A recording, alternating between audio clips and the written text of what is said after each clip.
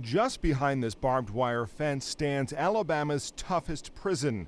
Known as the last stop for some of the most unruly offenders, more than 1/3 of Donaldson's 1,500 inmates are on death row or serving sentences of life without parole. But if you go past these cells and into one of the small common rooms, you'll find this. A surprisingly peaceful setting that's become a model for prisons around the country. Officials say these prisoners are part of a program aimed at teaching its students self-control and social skills they never got in the free world.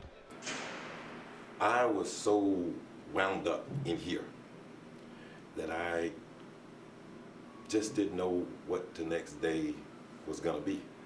It's called vipassana, a meditative technique that dates back 2,500 years to Buddha.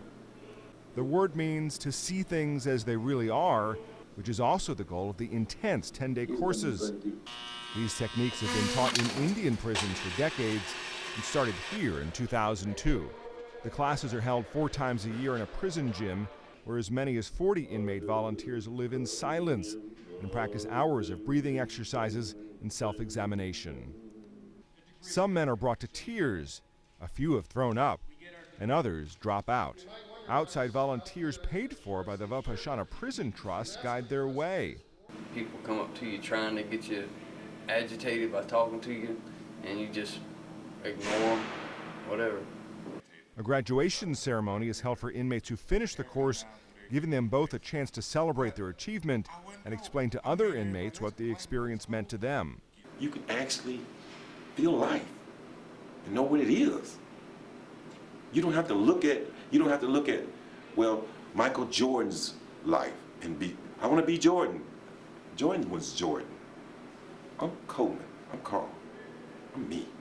The inmates are less angry, they are better able to conduct themselves, they're more mindful of themselves and others, and overall there has been a 20% reduction in disciplinary action for those who've actually completed the course. Should graduates lose their focus, a midweek meditation session is available to help them continue a peaceful path. Matt Friedman, The Associated Press.